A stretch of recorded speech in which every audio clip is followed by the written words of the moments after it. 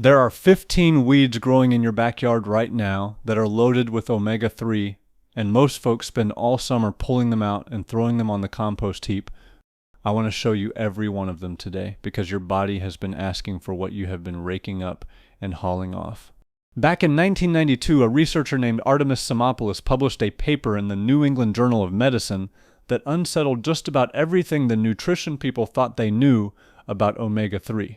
She had been studying rural Greek islanders, folks with remarkably low rates of heart disease, and she found their omega-3 levels were about the same as populations who ate fish several times a week. The trouble was, these islanders were not eating much fish at all.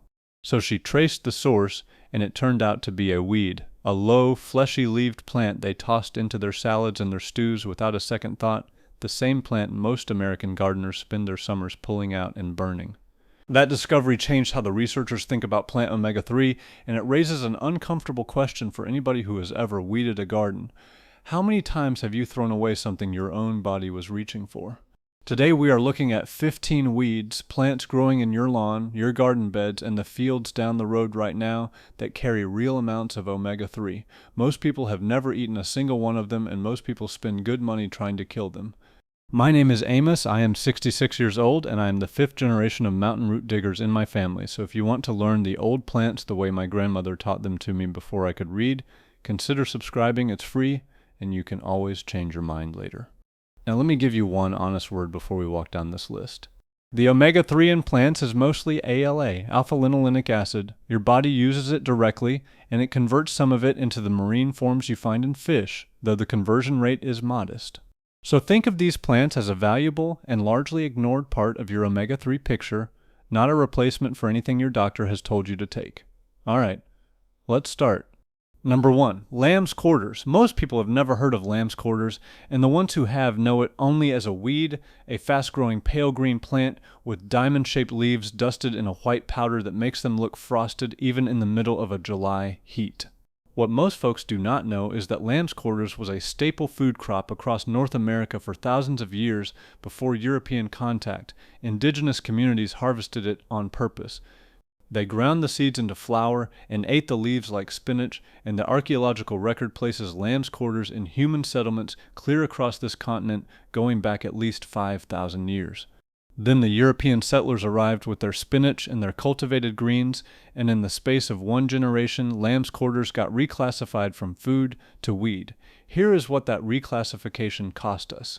Lamb's quarters carries more omega-3 per gram than spinach, more calcium than milk by weight, and more protein than most cultivated greens you can buy in any store. That white powder on the leaves is not disease, and it is not damage. It is a natural coating of calcium crystals the plant makes on its own. For anybody over 60 looking to raise their omega-3 without a supplement, this plant is growing in disturbed soil within walking distance of nearly every home in America, and it has been for thousands of years. To use it, eat the young leaves raw in a salad, cook the larger leaves like spinach in olive oil with a little garlic, and gather the seeds in late summer to grind into your flour. Once you know that frosted white coating in that diamond leaf, you will see it everywhere. Number 2. Purslane. This is the one Simopoulos was writing about. Purslane is a low, sprawling succulent with thick, fleshy leaves, reddish stems, and a slightly lemony taste that makes it genuinely pleasant to eat straight off the ground. It grows in garden beds, in the cracks of your pavement, between the vegetable rows, in any patch of warm, disturbed soil it can find, and most gardeners pull it out on site. That 1992 paper named purslane as the key dietary variable, the thing that explained why those Greek islanders had omega-3 levels the researchers could not otherwise account for. They were eating it regularly, casually, as ordinary food that had always been there. The numbers are striking. Purslane carries 300 to 400 milligrams of ALA per 100 grams of fresh leaves, the highest omega-3 content of any leafy vegetable ever measured, roughly 5 times what you get from spinach. More than that, purslane is one of the only land plants on Earth that carries trace amounts of EPA and DHA, the long-chain marine omega-3s you otherwise only find in fish and algae. No other common garden weed can make that claim. One word of caution. Purslane carries oxalates, so if you are prone to kidney stones, enjoy it in moderation rather than by the bowlful. The Greek preparation is simple. Fresh purslane, olive oil, lemon, and salt. That is the exact dish that produced the omega-3 levels Simopoulos spent a career trying to explain, so start right there. Number 3. Wild amaranth. In 1519, the Spanish conquistadors arriving in Mexico made a decision historians now count among the most consequential acts of nutritional destruction in the record. They banned amaranth. The plant was so central to Aztec civilization, as food, as medicine, as the foundation of their ceremonies, that the Spanish made growing it a capital offense. They burned whole fields and confiscated the seed stock. A crop that had fed one of the most sophisticated civilizations in the Americas for thousands of years got reclassified as forbidden. But it survived anyway. Wild amaranth, the weedy, vigorous cousin of the cultivated grain, spread across disturbed soil throughout North and South America and never stopped growing, and it is almost certainly in your garden right now, as a weed you pull without knowing what it is. The leaves carry real ALA alongside a protein profile that beats most cultivated greens, including all 9 essential amino acids, which makes it one of the only plants with complete protein in its leaves rather than its seeds. The omega-3 is lower per gram than purslane, but the overall nutritional density is exceptional, and that matters more after 60 when muscle mass naturally starts to slip away. Eat the young leaves under 6 inches raw or cooked like spinach, and if you let one plant go to seed in late summer, you can harvest a nutty sweet grain that most people pull up long before it ever gets that far. Let one plant stand. Number 4. Fat hen, which some folks call goosefoot. It has one of the least inspiring names in the plant world, and it got that name because farmers noticed their hens grew fat and healthy when they had access to it, an observation that should have told those farmers something about what they were eating themselves. This plant is the direct wild ancestor of both spinach and quinoa. It predates both of its cultivated children by thousands of years, and it outperforms spinach in several categories including omega-3, iron, and protein. The archaeological record of people eating fat hen across Europe and Asia goes back more than 8,000 years, and seeds have been found in the stomach contents of the bog bodies, the Iron Age people preserved in the peat bogs of northern Europe, which tells us it was a regular food, not a famine crop. Fat hen carries more ALA than spinach per gram, iron at levels that rival meat, and calcium that beats dairy by weight. For folks over 60, managing both omega-3 and iron deficiency stays common and overlooked in older people as a cause of fatigue, this one plant addresses both. Cook it like spinach, sautéed briefly in olive oil, added to soups, stirred into eggs. The flavor is mild and mineral and entirely approachable, and it is available from spring clear through late autumn in most climates. Number 5. Chickweed. Chickweed has a timing advantage no other plant on this list can claim. It grows in winter. While everything else in the garden is dormant and the ground is cold and bare, chickweed pushes right through, covering the beds in a dense mat of green from late autumn into early spring, arriving at the exact time when fresh greens are scarcest and the body is most worn down from months of stored and preserved food. The old people in temperate country understood that timing as a medicine in itself. The plant that shows up when nothing else will grow, carrying the very nutrients that winter diets always lacked, was not a coincidence. That was ecology, and your garden is still running the same seasonal program it always has. Chickweed carries ALA alongside vitamin C, the B vitamins, calcium, and magnesium, the precise combination that winter diets went short on, and research has found anti-inflammatory activity in chickweed extracts that lines up with its long history of use for skin and breathing complaints. Eat it raw in a winter salad, blend it into a smoothie where the mild flavor disappears, or add it to soup in the last minute of cooking. Harvest the young growing tips, and cutting it only makes it branch and grow more. Your winter garden is making food right now, and most people are not out there collecting it.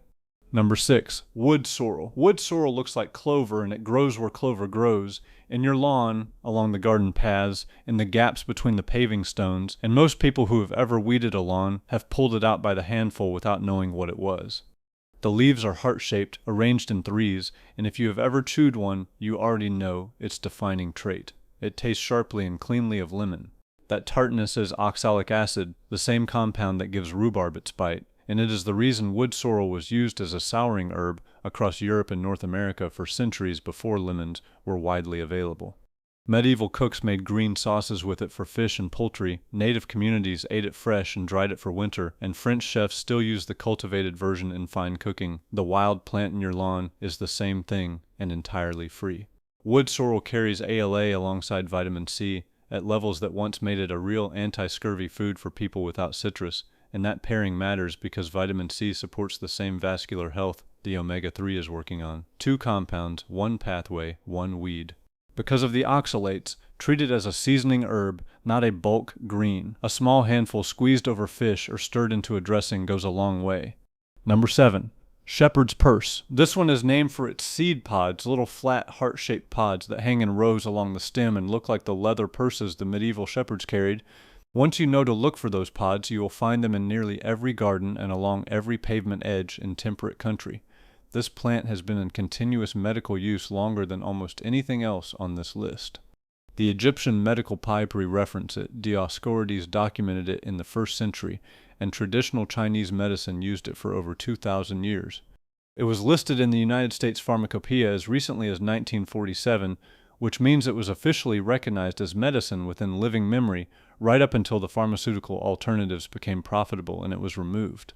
Shepherd's purse carries ALA alongside compounds studied for their effect on blood pressure and circulation, and a 2010 study in the Journal of Ethnopharmacology confirmed real biological activity in its extracts relevant to cardiovascular function. Eat the young leaves before the plant flowers, raw or cooked, with a mild peppery taste like watercress, and the seed pods carry a spicy mustard flavor. It was in the U.S. Pharmacopoeia within your parents' lifetime, and it did not stop working when they took it out. Number 8. Stinging nettle. You already know this plant because it introduces itself. The sting disappears completely with 60 seconds of blanching, and what is left is one of the most nutritionally complete wild greens anywhere in temperate country.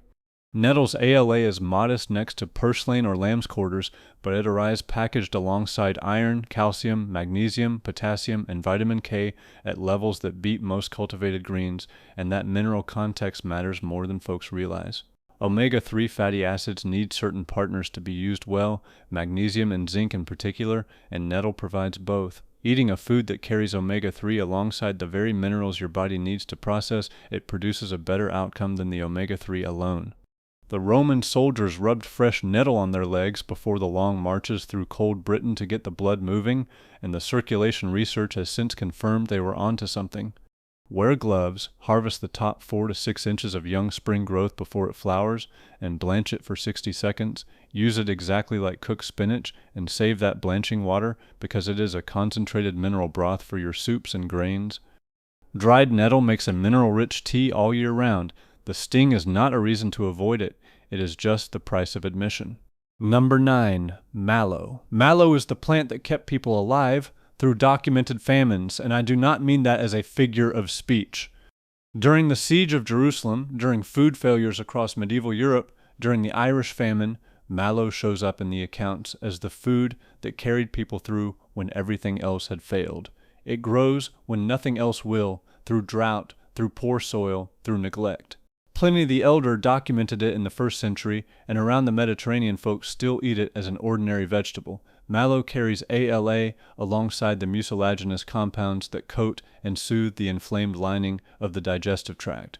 For anybody over 60 dealing with digestive inflammation, which grows more common as the gut lining naturally thins with age, mallow addresses the omega-3 gap and the gut at the same time through separate mechanisms. Add the young leaves to salads and soups, steep the fresh or dried leaves 10 minutes for a soothing tea, and eat the little round seed pods, the ones children call cheeses, raw off the plant. The mallow in the neglected corner of your yard is not a problem. It is a resource that populations in real crisis leaned on to survive. Number 10. Dandelion. You already know the dandelion, and you have spent money trying to kill it. Its omega-3 is modest next to purslane or lamb's quarters, and that is not why it belongs on this list. Dandelion earns its place because of what it does to the omega-3 you get from every other source. The inulin in dandelion root feeds the beneficial gut bacteria, the bifidobacteria and lactobacilli, that produce the short-chain fatty acids that regulate intestinal inflammation and support the gut lining through which all your nutrients, omega-3 included, are absorbed. After 60, gut microbiome diversity measurably declines, and when the lining is inflamed and those good bacteria are depleted, omega-3 absorption gets less efficient no matter how much you eat. Dandelion root does not give you much omega-3, it prepares the gut to receive it. And the bitter compounds in the leaves stimulate bile before a meal, and bile is required to absorb all the fat-soluble nutrients, omega-3 among them. Every old food culture that ate bitter greens before a meal was, without knowing it, tuning up fat absorption for everything that followed. Eat the young spring leaves raw, sauté the older ones to cut the bitterness, and simmer the dried root for a morning tea. Harvest only from unsprayed ground. Number 11. Wild violet. Wild violets show up in the lawn every spring, low heart-shaped leaves and small purple or white flowers that most people mow right over. They have been eaten across Europe, Asia, and North America for centuries. The Victorian confectioners candied the flowers, medieval cooks added the leaves to salads and soups, and native communities used both leaf and flower as food and medicine.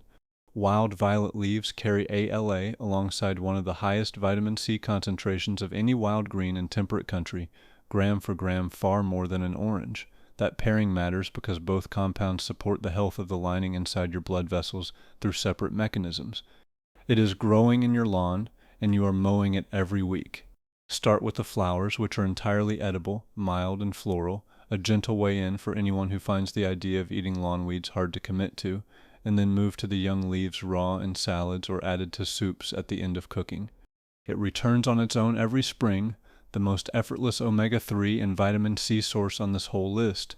Number 12. Cleavers. This is the plant that has been spreading itself on human clothing and animal fur since before we had agriculture. Cleavers, the sticky, sprawling spring plant whose little burrs grab onto everything that passes, has been hitchhiking on people for thousands of years, traveling with us since before we had gardens to put it in. Medieval herbalists valued cleavers for lymphatic support, the movement and drainage of the lymph fluid that plays a central role in immune surveillance and clearing waste out of the tissues. After 60, lymphatic function can grow sluggish, and the results, slow recovery from infection, fluid retention, lingering fatigue, are common and almost never traced to their real cause. Cleavers carries ALA alongside iridoids and flavonoids studied for diuretic and lymph-supporting properties, and a 2010 study confirmed antimicrobial activity in cleavers extract against bacterial and fungal strains. The traditional preparation is a cold infusion. Put the young spring stems and leaves in a jar of cold filtered water and leave it in the refrigerator overnight, then strain and drink it the next morning because that cold process preserves the delicate compounds that heat would break down. The season is short, early spring before the plant turns woody, so use that window when it comes. Number 13, watercress. Now here is a wild green that the modern grocery store has actually decided is a superfood, and it will charge you accordingly, but it grows free in the cold, clean, slow-moving water of springs and creeks all over this country. Watercress forms dense floating mats of dark green leaves, and if you crush one between your fingers, the peppery scent hits right away. People have eaten it since antiquity. The Romans fed it to their soldiers on the long campaigns, and in 1800s England the street vendors bundled wild watercress and sold it as a breakfast food to working families who could not afford much else. It carries ALA alongside vitamins K, C, and A, and in a well-known nutrient density ranking it scored at the very top of the list, ahead of spinach and kale. Eat the young leaves raw for that peppery bite, or wilt them into soup at the last minute. One caution, and it is an important one. Only gather watercress from clean water you know and trust, because it grows in streams that can carry contamination, so when in doubt, cook it. The plant is one of the oldest cultivated greens in America, and it never stopped being food. We just stopped noticing it. Number 14, miner's lettuce. This little plant carries a story written straight into its common name. During the California gold rush, the miners ate it by the handful to keep scurvy off, because it was fresh, green, and loaded with vitamin C at a time when a man could dig all day and still rot from the inside for one of it. Miner's lettuce is easy to know once you have seen it. A round, smooth, cup-shaped leaf with the flower stem coming straight up through the middle, and it grows in the cool, shaded, moist ground where other greens give up from late winter into spring. It carries ALA alongside that heavy dose of vitamin C, plus iron and beta-carotene, and it has one of the mildest, most pleasant flavors of any wild green, closer to a tender garden lettuce than anything sharp. Eat it raw by the bowlful in a salad, or wilt it briefly like spinach. It is gentle, it is abundant in its season, and it kept hard men alive when the pharmacy was 1,000 miles of mud away. Number 15. Sow thistle. We finish with a weed that nearly everybody has pulled and nobody has eaten, the sow thistle, a tall plant with a hollow stem that bleeds a milky sap when you break it, and soft jagged leaves that look a little fierce but are entirely tender once you handle them right. It is not a true thistle, and it does not truly sting, and its name, like fat hens, comes from the old observation that the animals grew sleek and healthy on it, sows most of all. People across Europe, the Mediterranean, New Zealand, and Asia have eaten sow thistle for a very long time as an ordinary pot herb, and it carries ALA alongside vitamin C, calcium, and a good dose of minerals. The young leaves before the plant flowers are the best eating, with a mild flavor between lettuce and dandelion, only gentler and less bitter than the dandelion. Eat them raw when young, or sauté the larger leaves like any green to soften them. It grows fast in the same disturbed, sunny ground as most of the plants on this list, which means the moment you learn to see one of these weeds, you tend to start seeing all of them, growing side by side, waiting on the one thing they have always waited on, which is somebody who remembers what they are.